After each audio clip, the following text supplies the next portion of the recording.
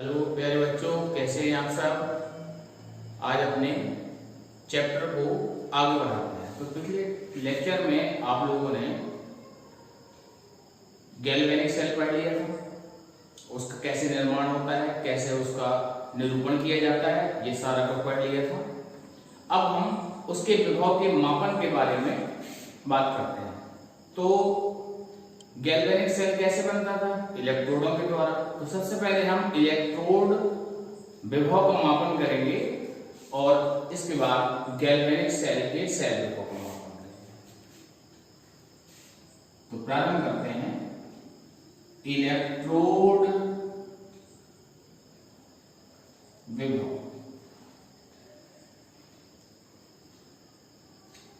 इसको हम कहते हैं electrode potential, ELECTRODE, electrode potential, POTENTIAL। सबसे पहले इसकी डेफिनेशन लेते हैं। अर्ध सेल में धातु की छड़ तथा वैद्युत अपघट्य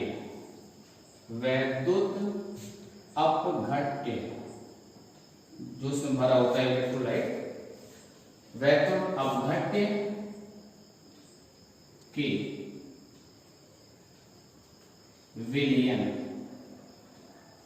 के बीच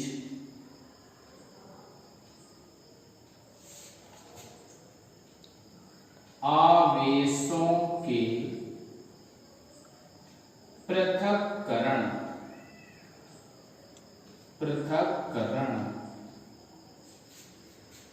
इसको हम कहेंगे separation, SEPARATION, separation of charges, आवेशों के पृथक्करण से उत्पन्न विभव को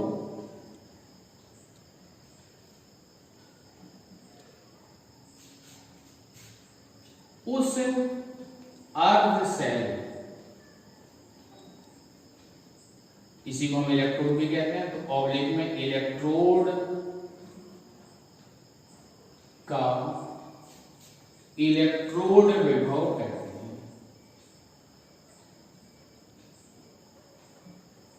इलेक्ट्रोड विभव कहते हैं। यह निम्न दो कारकों पर निर्भर करता है।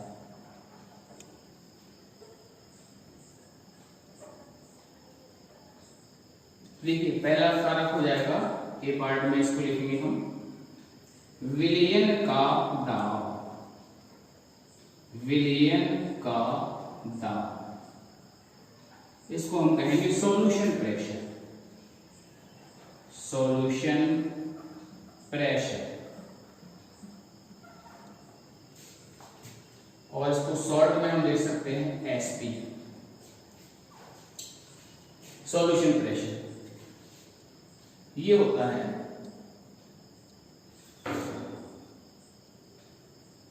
धातु की छड़ से धातु परमाणुओं के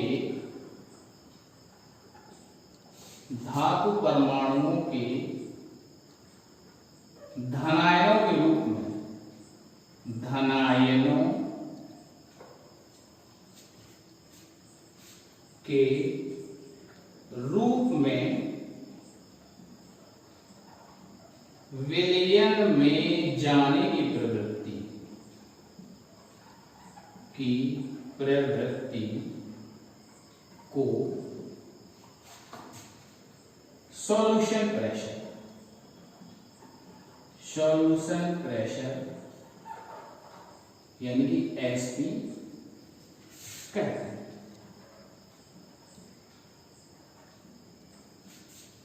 और दूसरा होता है परासरण दाब।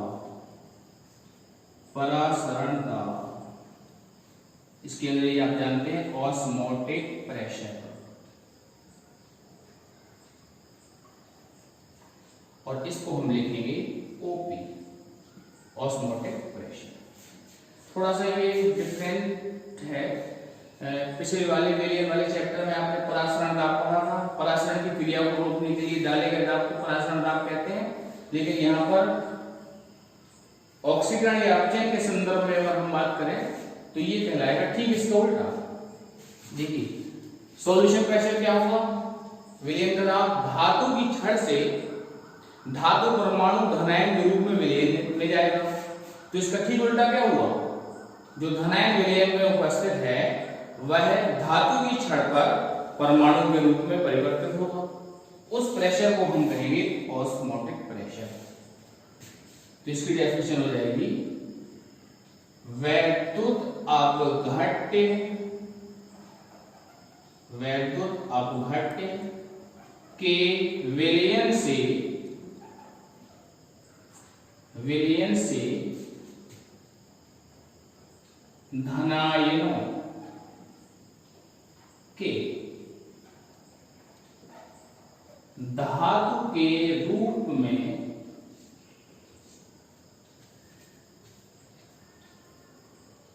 धातु छड़ पर जाने की प्रवृत्ति को ऑस्मोटिक प्रेशर कहते हैं। तो ये दो बातें आपको अच्छी तरह समझ लेनी। अब किसका ऑक्सीकरण होगा, किसका अपचयन होगा, ये आप लोग बहुत बेहतर ढंग से समझ पाएंगे। तो अब हम इसको डायग्राम बनाकर देखते हैं। हाँ तो बच्चों, दोनों कारकों को आपने अभी अभी पढ़ा।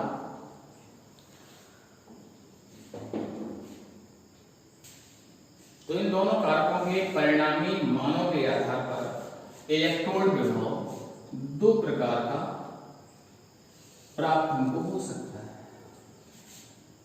देखिए ये केस 1 का अध्ययन हम यहां करते हैं और केस 2 का अध्ययन इस तरफ लिखते हैं। तो पहली स्थिति क्या हो सकती है कि सॉल्यूशन प्रेशर Sp का मान ऑस्मोटिक प्रेशर से अधिक हो। तो ध्यान देंगे, इस स्थिति में क्या होगा, हम धातु की छड़ को, ये हमने एक धातु M की छड़ को इसी के लवण के विलयन में डुबो दिया। M का लवण, अभी हमको ये पता नहीं है कि इसमें कितना आवेश होगा, तो हम यहाँ प्लस n कर देते हैं। तो ये हो जाएगा n के ऊपर प्लस n आवेश। यहाँ पर धनायन m प्लस n के रूप में रहेगा। लवण है तो ये एक्वस सॉल्यूशन ले लिया जाएगा जल में बना विलयन। तो देखिए पहली कंडीशन, जब सॉल्यूशन प्रेशर की वैल्यू ऑस्मोटिक प्रेशर से ज्यादा होगी तो इस स्थिति में ये जो धातु M के परमाणु हैं वह धातु से निकलकर इस विलयन में जाने लगेंगे। देख पा रहे हैं आप लोग, मैंने इसमें एरो लगा दिया। तो अब क्या होगा, जब ये विलयन में जाएंगे तो यहाँ पर n इलेक्ट्रॉन हमको प्राप्त हो जाएंगे। तो ये हो जाएगा नेगेटिव, ठीक है। और चूंकि विलयन में धनायन पहुंच रहे हैं तो इस पर अपोजिट चार्ज डेवलप हो जाएगा। तो यहाँ पर क्या हुआ, आवेशों का पृथक्करण। किस प्रकार से, छड़ हो गई नेगेटिव और ये विलयन हो गया पॉजिटिव। तो आवेशों के पृथक्करण के कारण यहाँ पर एक विभव उत्पन्न होगा। और देख पा रहे हैं आप, ऑक्सीकरण हो रहा है यहाँ पर। तो ऑक्सीकरण की क्रिया में जो बातें यहाँ पर होने जा रही हैं उसको हम नीचे लिखते हैं। देखिए सबसे पहली बात तो ये होगी कि क्षण का भार कम होगा, मतलब यदि ये लगातार काम करता रहेगा तो ये पतला हो जाएगा, धातु की ये छड़ पतली हो जाएगी। ठीक, अच्छा रिएक्शन कौन सी हो रही, दूसरी देखिए समीकरण को लिखते हैं। m धातु है, ये प्लस n में परिवर्तित होगी तो n इलेक्ट्रॉन यहां निकलेंगे, तो ये रिएक्शन कहलाएगी ऑक्सीकरण अर्ध अभिक्रिया। ऑक्सीकरण अर्ध अभिक्रिया। जब ऑक्सीकरण हुआ है तो उत्पन्न विभव, तीसरे पॉइंट में लिखते हैं, उत्पन्न इलेक्ट्रोड विभव ये होगा ऑक्सीकरण, ऑक्सीकरण विभव, जिसको हम कहेंगे ई ऑक्सी। क्या कहेंगे, ई ऑक्सी। ठीक, और केस नंबर 2 में देखिए, जब सॉल्यूशन प्रेशर कम होगा ऑस्मोटिक प्रेशर से, तो इसी वाले डायग्राम को फिर से समझते हैं। ऐसी कंडीशन में क्या होगा कि धातु की छड़, वही धातु की छड़ है M, धातु की छड़, और इसी प्रकार का M धातु का लवण, इसका एक्वा सॉल्यूशन लेंगे हम, तो यहां पर M प्लस N आयन मौजूद रहेंगे, लेकिन यहां उल्टा होगा। इस तरफ क्या हो रहा था, धातु के परमाणु धनायन के रूप में विलयन में जा रहे थे, इसमें उल्टा, क्योंकि ऑस्मोटिक प्रेशर ज्यादा है। तो जब ये M प्लस N धातु की छड़ पर पहुंचेगा तो 2 इलेक्ट्रॉन लेकर उदासीन होकर M के रूप में यहां एकत्र हो जाएगा, परिणाम स्वरूप छड़ ये मोटी हो जाएगी, इसके भार में वृद्धि हो जाएगी, और चूंकि यहां से इलेक्ट्रॉन निकले हैं तो यहां प्लस आवेश डेवलप होगा। तो यहां पर देखिए पहली बात क्या होगी, छड़ के भार में वृद्धि होगी। दूसरी बात, रिएक्शन कौन सी संपन्न होगी, M प्लस N आवेश है, ये N इलेक्ट्रॉन को ग्रहण करेगा और M धातु में परिवर्तित हो जाएगा, तो इसको हम कहेंगे अपचयन अर्ध अभिक्रिया। अपचयन अर्ध अभिक्रिया, समझ में आया बच्चों, ये अपचयन अर्ध अभिक्रिया कहलाएगी। तो जो विभव उत्पन्न होगा, उत्पन्न इलेक्ट्रोड विभव, उत्पन्न इलेक्ट्रोड विभव ये कहलाएगा अपचयन विभव। इसको हम कहेंगे redox potential, reduction potential, reduction potential, और इसको हम व्यक्त करेंगे ई रेड। किससे व्यक्त करेंगे, ई रेड। ये ई ऑक्सी था, ऑक्सीकरण विभव इसके अंग्रेजी में लिख देता हूं नीचे, ऑक्सीडेशन, ऑक्सीडेशन पोटेंशियल। तो ध्यान दीजिए जरा, इन दोनों डायग्राम को देखें हम, तो एक तरफ ऑक्सीकरण, दूसरी तरफ अपचयन, और आप लोग जानते हैं ऑक्सीकरण का विपरीत होता है अपचयन। तो यहां पर एक और महत्वपूर्ण जानकारी हमको निकल कर आएगी कि E0 ई ऑक्सी बराबर होगा माइनस ई रेड, और ई रेड बराबर होगा माइनस ई ऑक्सी। किसी एक ही इलेक्ट्रोड के लिए अगर हम अपचयन विभव हम जानते हैं और उसका ऑक्सीकरण विभव हमको चाहिए, तो इसके लिए हम उसको नेगेटिव कर देंगे। और अगर हमारे पास ऑक्सीकरण विभव है, अब चयन विभव चाहिए तो उसका नेगेटिव कर देंगे। इतनी बात समझ में आ रही है। अब यदि हम इन दोनों को आपस में जोड़ देते हैं, वोल्टमीटर लगा दिया और इनको आपस में जोड़ देंगे तो ये सेल बन जाएगा। क्या बन जाएगा? सेल। तो सेल में आप लोग जानते हैं इसके पहले वाला भाग ये होता है लेफ्ट में क्या होता है? एनोड। और ये बाद वाला भाग आर है। आर में क्या होता है? कैथोड। तो ये जो वैल्यू निकल कर आई है ई ऑक्सी, ये एनोड वाली वैल्यू होगी। किसकी वैल्यू होगी? एनोड वाली। और ये बराबर होगा -E0 रेड एनोड। और इस तरफ अगर हम देखें तो रिडक्शन जो निकल कर आएगा वो होगा कैथोड पर, और ये बराबर होगा -E0 ऑक्सी कैथोड। अब देखिए दोनों तरफ कैथोड क्यों लिखा है इसमें, यहां पर दोनों तरफ एनोड क्यों लिखा? क्योंकि मैंने आपको कुछ देर पहले बताया था कि किसी इलेक्ट्रोड का ऑक्सीकरण विभव उसी इलेक्ट्रोड के अपचयन विभव के ऋणात्मक मान के बराबर होता है। तो अगर यहाँ एनोड है, ऑक्सीकरण एनोड पर होता है, तो जितनी वैल्यू यहां पर होगी एनोड के ऑक्सीकरण विभव की, एनोड के रिडक्शन विभव की वैल्यू उसके ठीक नेगेटिव वैल्यू के बराबर हो जाएगी। हमें इस बात को अच्छी तरह से ध्यान रखना है। क्यों ध्यान रखना है? क्योंकि विद्युत रासायनिक श्रेणी में अपचयन विभव ही दिए गए हैं और उनका ही सवालों में इस्तेमाल होता है। मैं लिख देता हूं यहां पर विद्युत रासायनिक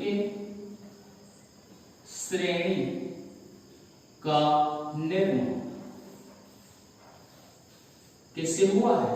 इसी रिडक्शन पोटेंशियल से हुआ है। तो हमें सवाल में इसका मान दिया जाएगा ई रेड का, और हमें सेल में आवश्यकता होगी ई ऑक्सी की। तो इसके लिए क्या करेंगे? हम सीधा नेगेटिव वैल्यू कर देंगे उसकी। तो अब देखिए जरा रिडॉक्स अभिक्रिया के लिए, रिडॉक्स अभिक्रिया के लिए ई रेडॉक्स बराबर होगा ई रेड प्लस ई ऑक्सी। इसको हम संनिरीक्षित कर दिया, आपको याद रखने में आसानी भी होगी। मतलब रिडक्शन का विभव प्लस ऑक्सीडेशन के विभव को हम जोड़ देंगे तो हमको रिडॉक्स अभिक्रिया का विभव प्राप्त हो जाएगा। रिडक्शन कहां होता है? कैथोड पर। ऑक्सीडेशन कहां होता है? एनोड पर। वो भी हमने साथ में लिख दिया। ठीक। अब रिडॉक्स रिएक्शन कहां पर होती है? सेल में।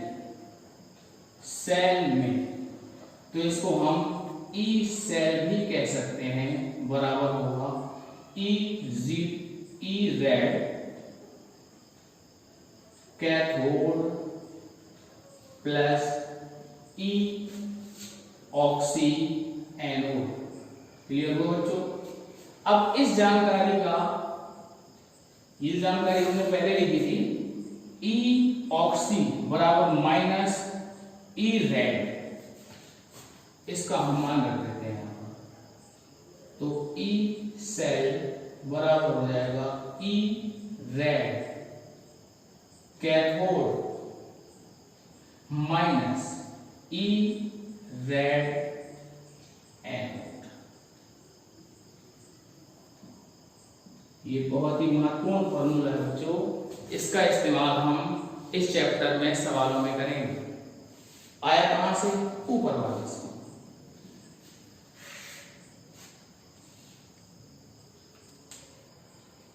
हाँ तो बच्चों अब हम इलेक्ट्रोड विभव का मापन करेंगे। मापन और मापन करने के होते हैं दो तरीके, दो प्रकार। ध्यान दीजिए, पहले प्रकार में मानक इलेक्ट्रोड विभव ज्ञात करें। इलेक्ट्रोड विभव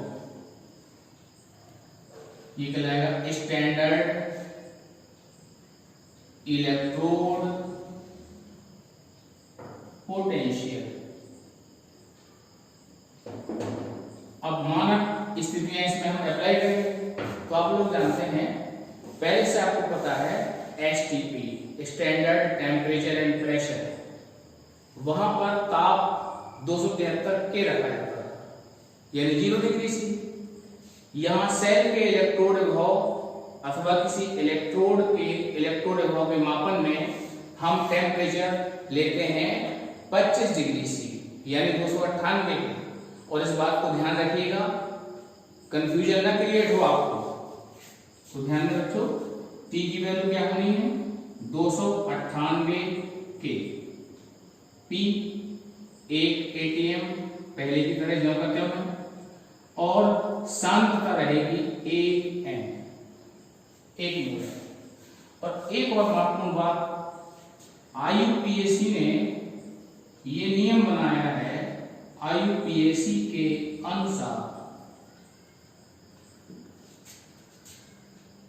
मानक इलेक्ट्रोड विभव, मानक इलेक्ट्रोड विभव ये मानक अपचयन विभव होता है। मानक अपचयन विभव, मानक अपचयन विभव हम कहते हैं स्टैंडर्ड रिडक्शन पोटेंशियल।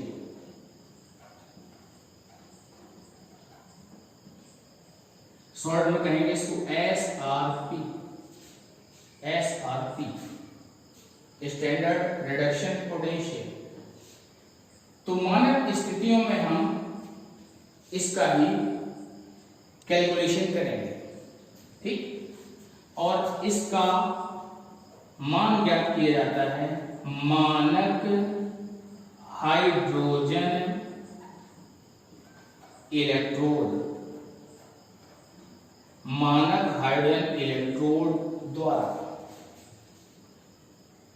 द्वारा मापन। इसको हम अंग्रेजी में कहेंगे स्टैंडर्ड STANDARD हाइड्रोजन इलेक्ट्रोड। अगर इसका शॉर्ट फॉर्म बनाए तो बनेगा SHEC। तो हम C की सहायता से विभिन्न इलेक्ट्रोडों के मानक इलेक्ट्रोड विभव का मापन करेंगे। और दूसरा केस बनता है इसमें, किसी भी स्थिति में, इसको हम यहां एक चीज और लिख लेते हैं, मानक स्थिति में,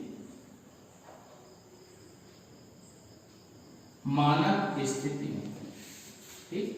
तो किसी भी स्थिति का मतलब ये होगा कि यहां पर T बराबर नहीं होगा 298 के, तो बराबर नहीं, बराबर लगा के इसको क्रॉस कर दिया, इसका मतलब बराबर नहीं।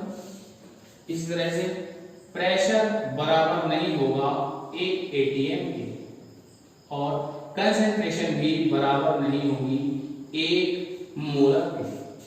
अब इतना ध्यान दें, तीनों में परिवर्तन हो सकता है अथवा किसी एक में परिवर्तन हो सकता है। सामान्यतः टेम्परेचर 298 के ही रहता है दोनों केसेस में। गैस की स्थिति में प्रेशर बदल सकता है और सामान्य विलयनों की स्थिति में कंसंट्रेशन बदल सकती है। ये बात आप लोगों को ध्यान रखनी है। और इसका हम मान प्राप्त करते हैं नष्ट समीकरण द्वारा। किसके द्वारा? नष्ट समीकरण द्वारा। क्लियर हुआ इतना? दोनों का मापन हम अलग अलग तरीके से करेंगे। तो सबसे पहले हम मापन करते हैं मानक इलेक्ट्रोड विभव का, और इसके पहले हमको पढ़ना होगा मानक हाइड्रोजन इलेक्ट्रोड यानी सी। ठीक, तो बच्चों पढ़ते हैं मानक hydrogen electrode, standard hydrogen electrode या इसी को हम कहेंगे सी। और इसको इंपॉर्टेंट टिक भी कर लेंगे आप लोग, क्योंकि ये बोर्ड एग्जाम में एज इट इज आपको आ सकता है। तो सबसे पहले इसकी परिभाषा के बारे में बात करते हैं, इसको नोट करेंगे साथ में। मानक स्थितियों में मतलब क्या हुआ, 298 के ताप व 1 atm दाब। मानक स्थितियों में हाइड्रोजन गैस को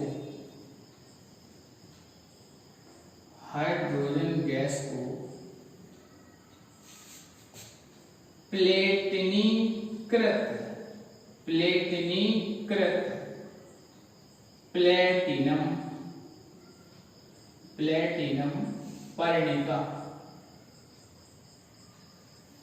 इसको हम कहेंगे प्लेटिनाइज्ड, PLATINISED, प्लेटिनाइज्ड प्लेटिनम PLATINUM FOIL द्वारा 1NH+, इसका मतलब क्या हुआ, अम्लीय विलयन में प्रवाहित करके SHE मतलब स्टैंडर्ड हाइड्रोजन इलेक्ट्रोड प्राप्त किया जाता है। IUPAC द्वारा इसका मानक इलेक्ट्रोड विभव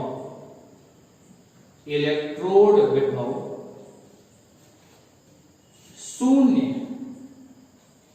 माना गया है। इस बात को आप अंडरलाइन कर लें, अच्छी तरह से ध्यान रख लें कि IUPAC ने इस सी का स्टैंडर्ड हाइड्रोजन इलेक्ट्रोड का मानक इलेक्ट्रोड विभव 0 माना है। तो जब हम 0 मानेंगे तो इसके साथ जिस किसी भी इलेक्ट्रोड को जोड़ देंगे तो जो वोल्टमीटर की रीडिंग हमको मिलेगी वह उस इलेक्ट्रोड का मानक इलेक्ट्रोड विभव के बराबर होगा। क्लियर हुआ? तो इसको हम डायग्राम से समझते हैं कैसे बनाया गया है। हमने एक अम्लीय विलयन लिया जिसमें H+ आयनों की सांद्रता 1 mg। इसके लिए क्या करेंगे, हम 1 MHCl विलयन ले लेंगे। एक्वस HCl का 1 मोलर जलीय विलयन हमने यहां पर लिया और हाइड्रोजन गैस प्रवाहित करने के लिए एक कांच की नलिका लेंगे जिसमें प्लेटनीकृत प्लेटिनम परिणिका नीचे लगाकर यहां लिख देता हूं मैं, प्लेटिनीकृत प्लेटिनम परिणिका। ये बनती कैसे है इसके बारे में और थोड़ा सा नीचे लिख देता हूं। प्लेटिनम चूर्ण के पेस्ट को प्लेटिनम के पत्र में भरने से प्राप्त हम क्या करेंगे, प्लेटिनम का एक पत्र लेंगे जिसको चूर्ण प्लेटिनम के पेज से लेकर करके उसको कई बार मोड़ देंगे और दबा देंगे, तो एक पतली सी प्लेटिनम कॉइल हमको मिलेगी और उसको हम यहाँ पर लगा देंगे और इसका इलेक्ट्रोड बनाने के लिए कोई एक चालक तार निकाल लेंगे। तो ये कंडक्शन वायर होगा और इस नलिका में 298 के व 1 ATM दाब पर हाइड्रोजन गैस प्रवाहित करते हैं। तो हमको ये स्टैंडर्ड हाइड्रोजन इलेक्ट्रोड प्राप्त हो जाएगा, इसी को हम C कहेंगे और इसका मानक इलेक्ट्रोड विभव 0 माना गया, किसके द्वारा, IUPAC के द्वारा। देखिए ये बिल्कुल वैसा ही है जैसे कि अगर हमको 1 किलो चीनी खरीदनी है तो इसके लिए हम दुकानदार के यहाँ जाते हैं तो वो 1 किलो का बाट रखता है और उससे तौल के हमको दे देता है। तो 1 किलो का जो बाट है वो मानक होगा 1 किलोग्राम वजन तौलने के लिए। इसी तरह से IUPAC ने इस मानक हाइड्रोजन इलेक्ट्रोड के विभव को 0 माना। तो इसको हम देखिए ऐसा भी कह सकते हैं कि E0, 0 का मतलब मानक। मानक परिस्थितियों में हम पोटेंशियल को 0 लगाकर व्यक्त करेंगे।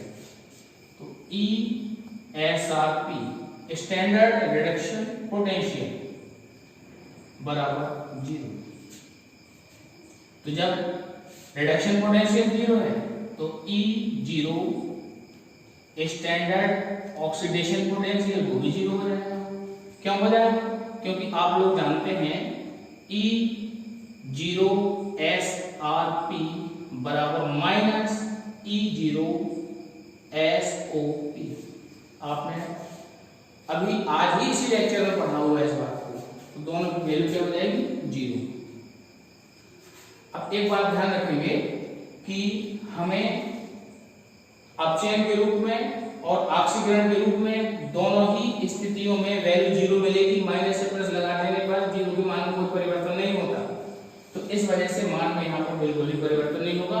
ये अलग बात है कि इक्वेशन रिडक्शन और ऑक्सीडेशन के लिए चेंज हो जाएगा। तो वो भी मैं यहाँ लिख देता हूं नीचे, E0। अब रिडक्शन है तो रिडक्शन का मतलब हो जाएगा H प्लस परिवर्तित होगा 1/2 H2 में। H प्लस H2 में जाएगा तो ऑक्सीडेशन नंबर में कमी हो जाएगी, अपचयन हो जाएगा बराबर माइनस E0, यहां उल्टा कर दो, 1/2 H2 H प्लस, और दोनों की वैल्यू क्या रहनी है, 0 रहनी है। समझ में आया था बच्चों? अब हम इसका प्रतीक SHE C का निरूपण ऑब्लिक प्रतीक बनाते। तो देखिए हमने यहाँ इलेक्ट्रोड कौन सा लिया, सबसे पहले उसको लिखेंगे प्लेटिनम Pt, ये ठोस अवस्था में रहेगा। ऑब्लिक में क्या प्रवाहित किया, हाइड्रोजन H2 गैसीय अवस्था में है और इसके लिए प्रेशर है 1 atm। ध्यान देंगे यहाँ टेम्परेचर ना भी लिखे तो कोई दिक्कत नहीं है, लेकिन गैसियस इलेक्ट्रोड में प्रेशर को मेंशन करना, प्रेशर को लिखना बहुत जरूरी होता है। उसको हमने लिखा और ये किसमें बदल रहा है, H प्लस AQ। तो ये जो है आप देख पा रहे हैं स्टैंडर्ड हाइड्रोजन इलेक्ट्रोड का प्रतीक हो जाएगा। और इसके लिए ध्यान रखना है आपको E0 SRP मतलब स्टैंडर्ड रिडक्शन पोटेंशियल की वैल्यू बराबर होगी E0 SOP, यहां माइनस लगा देते हैं, बराबर 0। इतना समझ में आया बच्चों? तो ये बेहद महत्वपूर्ण है, आपको बोर्ड एग्जाम में भी लिखने को आ सकता है। इसको आप लोग अच्छी तरह से सीख लेंगे।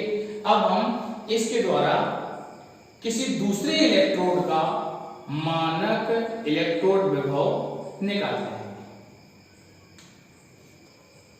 हाँ तो बच्चों हम सी यानी कि स्टैंडर्ड हाइड्रोजन पोटेंशियल द्वारा किसी इलेक्ट्रोड के मानक इलेक्ट्रोड ऑब्लिक अपचयन विभव, जिसको हम कहेंगे एसआरपी का मापन करने के लिए हम क्या करेंगे, उसको हम सी के साथ जोड़ेंगे। तो देखिए इसमें हम पहला उदाहरण लेते हैं। ए पार्ट में जिंक के मानक अपचयन विभव, इसको हम क्या कहेंगे, E0 SRP। या अब देखिए जब अपचयन होगा जिंक का तो ये क्या बनाएगा, ध्यान दें इसमें Zn+2 Zn में परिवर्तित होगा, ध्यान दीजिए, का मापन Zn+2 Zn में परिवर्तित होगा तभी तो अपचयन होगा। और हमें सभी के अपचयन विभव निकालना है। अपचयन कहां पर होता है, कैथोड पर। तो हम क्या करेंगे, इसके लिए स्टैंडर्ड हाइड्रोजन इलेक्ट्रोड को यानी सी को एनोड बनाएंगे। क्या बनाएंगे, एनोड। क्लियर हुआ, इसको मैंने मिटाया नहीं था, ये आप देख पा रहे हैं। इसको हम बनाएंगे एनोड। तो एनोड कहां रखा जाता है, लेफ्ट में, ठीक, एनोड होता है। और जिसका हमें इलेक्ट्रोड विभव निकालना है, जैसे यहां पर जिंक का निकालना है, तो जिंक को हम कैथोड पर रखेंगे, यानी कि राइट में रखेंगे। ये हमारा राइट हो गया और ये कैथोड भी होगा। कैथोड पर क्या होता है, अपचयन, इसलिए हमने इसको कैथोड पर रख दिया। अब इसके लिए क्या करेंगे, ये हो गया हमारा जिंक और इसको हम ZnSO4 के विलयन में डुबोएंगे।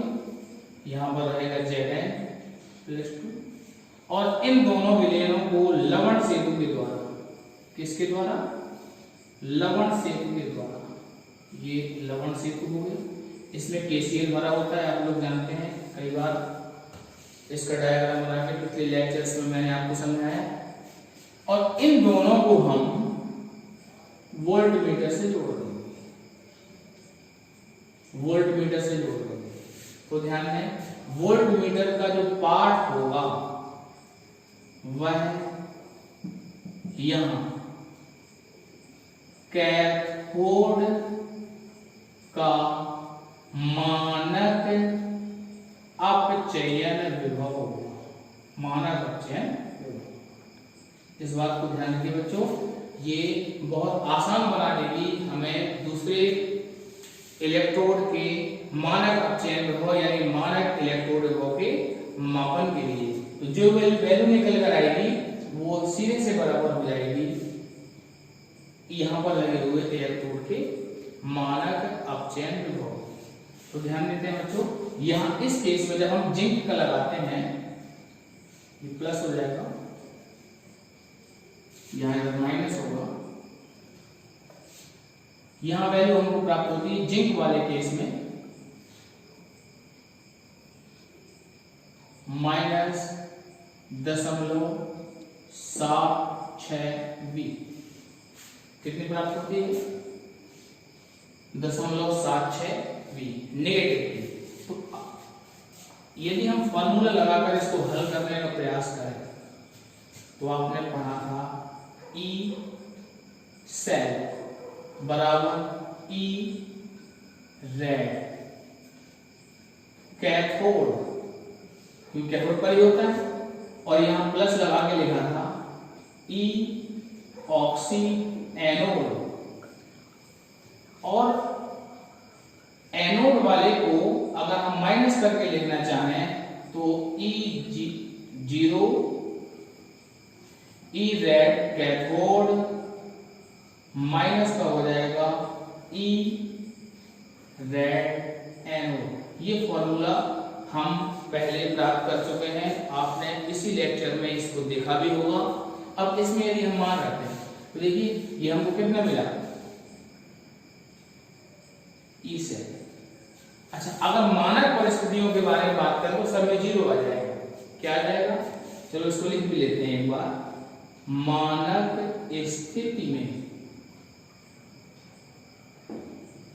E0 सेल बराबर E0 रिडक्शन पोटेंशियल कैथोड वाला माइनस E0 रिडक्शन पोटेंशियल कौन सा, एनोड। ठीक है, तो वैल्यू कितनी निकल जाएगी, -0.76। अब कैथोड पर किसको हमने लगाया था, देखिए जिंक है हमारे पास। देखो ये जरूर यहाँ ऑक्सीकृत होता हुआ हमको दिख रहा है, लेकिन इसको हमने चेंज कर लिया है। ठीक है, तो इसको हम क्या लिखेंगे, E0। अब कैथोड के रूप में जिंक है, तो इसको किस तरह से हम अपचयित होता हुआ दिखाएंगे, उसको दिखाना पड़ेगा बच्चों। तो देखिए जरा, ये लिखा हुआ हमने पहले लिख दिया था, Zn+2 Zn कर देंगे हम, ये हो जाएगा Zn+2 Zn। तो कैथोड पर जो जिंक है उसका अपचयन के रूप में हमने यहाँ इलेक्ट्रोड विभव को लिखा हुआ है, और यहाँ ये हाइड्रोजन के लिए है, तो इसको हम क्या लिख देंगे, E0, ये भी अपचयन के रूप में लिखा जाएगा, तो H+/1/2 H2। इसकी वैल्यू 0 होती है। C के संदर्भ में आपने पढ़ा है कि विभव का मान 0, तो 0.76 बराबर E0 Zn+2 Zn, ये 0 हो गया, तो हमको मिलेगा E0 Zn+2 Zn बराबर -0.76V। क्लियर हो बच्चों? तो इस प्रकार से हमने जिंक का निकाल लिया। हम जितने भी इलेक्ट्रोड यहाँ जोड़ते चले जाएंगे तो कैथोड पर जुड़े हुए इलेक्ट्रोड का विभव हमको प्राप्त हो जाएगा। जिंक वाला क्लियर हुआ? तो बच्चों दूसरा अगर हम निकालना चाहें, जैसे कॉपर का निकालना चाहें, तो इसके लिए क्या करेंगे, हम बी पार्ट बनाते हैं, इसी में थोड़ा सा परिवर्तन करेंगे तो दूसरा मिल जाएगा हमको। कॉपर के मानक अपचयन विभव यानी E0 SrP। अब कॉपर के केस में क्या हो जाएगा, Cu+2, ये बदलेगा Cu में, समझ में आया? तो हम C को बिल्कुल ऐसे ही एनोड में जोड़ेंगे और कैथोड बनाएंगे किसका, अब बना देंगे हम कॉपर का।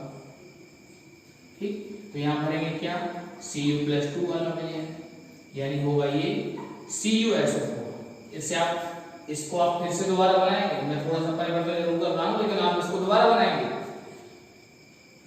तो अब हमको यहां वैल्यू मिलेगी +0.34 वोल्ट।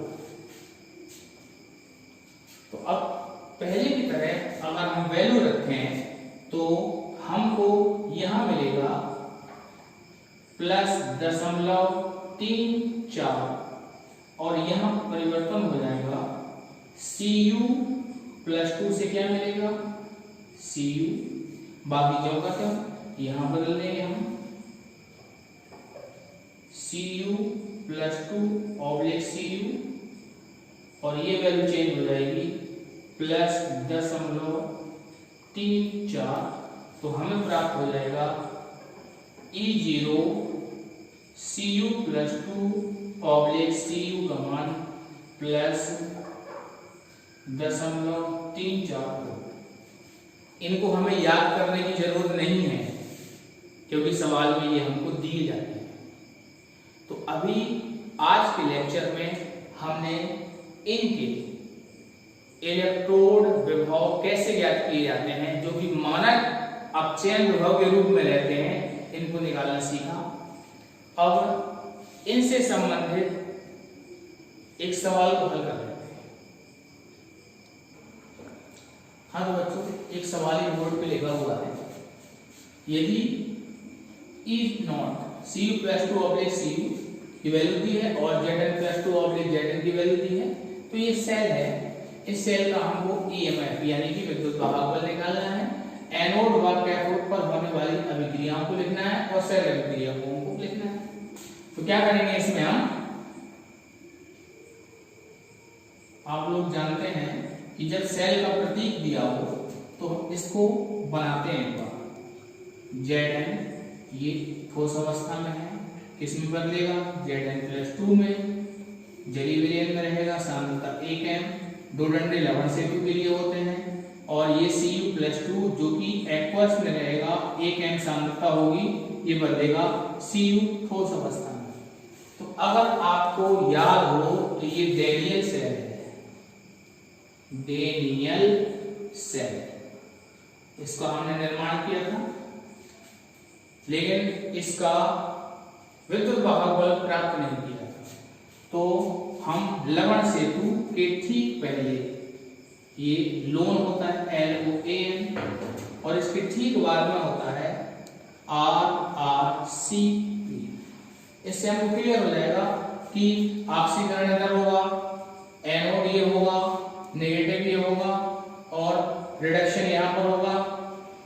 अब चेन कैथोड पर होता है तो कैथोड भी यही है और पॉजिटिव भी यही है। समझ में आया बच्चों? तो अब देखिए, हमें इस सेल का EMF निकालना है, तो सेल का विद्युत वाहक बल पूरा डिफाइन कर देता हूं मैं। विद्युत वाहक बल, इसको अंग्रेजी में हम कहते हैं electro, ELECTRO, electromotive, MOTIVE force, या शॉर्ट इसका बनाएंगे तो EMF, ये बराबर होगा E0 सेल के मानक विभव के बराबर होगा। और आप लोग फॉर्मूला पढ़ चुके हैं इसका, E0 रेड किसका रखते हैं यहाँ, कैथोड का, माइनस E0 रेड ये किसका रखते हैं, एनोड का।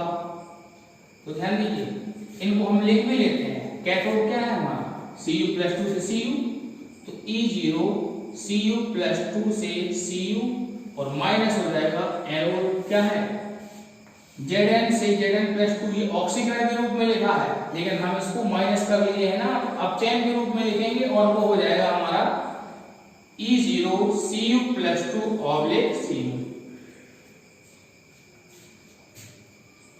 जिंक है Zn+2 Zn। क्लियर हुआ? जिंक वाला एनोड में है ऑक्सीकरण के रूप में, लेकिन हम यहाँ माइनस लगा दिए है ना, तो इस वजह से हम ऑक्सीकरण रूप में लिखकर क्या लिखते हैं, अपचयन वाला। इन्हीं दोनों के तो मान दिए गए थे सवाल में, देखिए सीधी सी मान रख देंगे, आंसर निकल आएगा। कॉपर वाले का है प्लस में 0.34, माइनस जिंक वाले का माइनस में दिया है तो -0.76। इसको हम हल करेंगे तो 0.34 ये प्लस का हो जाएगा, 0.76 जोड़ेंगे तो मिलेगा 1.1 वोल्ट। ये डेनियल सेल का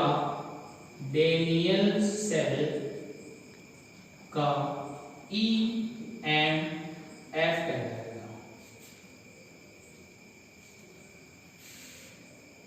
डेनियल सेल का EMF बराबर हो जाएगा 1.1 वोल्ट। अब हमको समीकरण लिखना है एनोड और कैथोड पर होने वाली।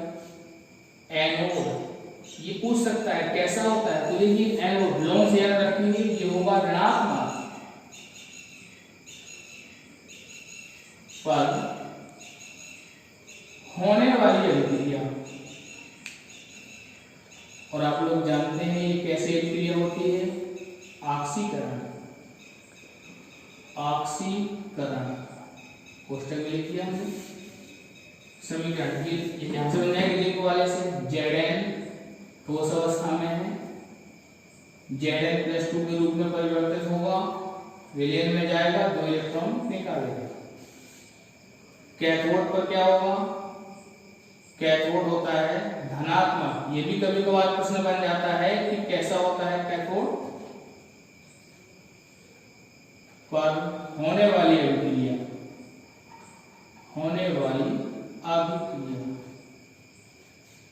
अपचयन होता है। यहाँ पर देख पा रहे हैं, बार बार लिख देंगे हम। Cu+2 Aq में रहेगा और 2 इलेक्ट्रॉन ग्रहण करके ये कॉपर में बदल जाएगा, ये ठोस अवस्था में रहेगा। अगर हमको सेल अभिक्रिया बनानी है, सेल अभिक्रिया, तो देखिए एक तो तरीका ये है कि दोनों को आप जोड़ दें, और अगर ऐसा नहीं करना चाहते, दोनों को नहीं जोड़ना है आपको, तो यहां से बन जाएगा ये जो लवण सेतु है, इसको हम इक्वल्स बना देते हैं, और जो पहले लिखा है उनको पहले लिख दो। तो इधर पहले क्या लिखा है Zn, और यहाँ पहले क्या लिखा है Cu+2, तो इसको लिखें Zn धन Cu+2, Zn ठोस अवस्था में CuAq के रूप में, और फिर बाद वाले को लिख देते हैं। तो पहले बार में क्या लिखा है, यहाँ Zn+2 Aq के रूप में रहेगा, और लवण सेतु के बाद में अपचयन वाले में क्या लिखा है कॉपर, तो Cu S के रूप में रहेगा। तो ये हमको इस सेल के लिए यानी डेनियल सेल के लिए सेल अभिक्रिया प्राप्त हो गई। इसको आप पहले भी लिख चुके हैं डेनियल सेल में, तो बच्चों समझ में आया। आज का वीडियो लेक्चर यहीं पर समाप्त होता है, और इसको आप समझ में नहीं आया कहीं पर तो दोबारा देख लें, नोट्स को कंप्लीट करें, सवालों को लगाएं, अपने NCERT के सवालों को लगाएं जहां तक की थ्योरी हो चुकी है आप लोगों की, और लगातार पढ़ाई करते रहें। धन्यवाद।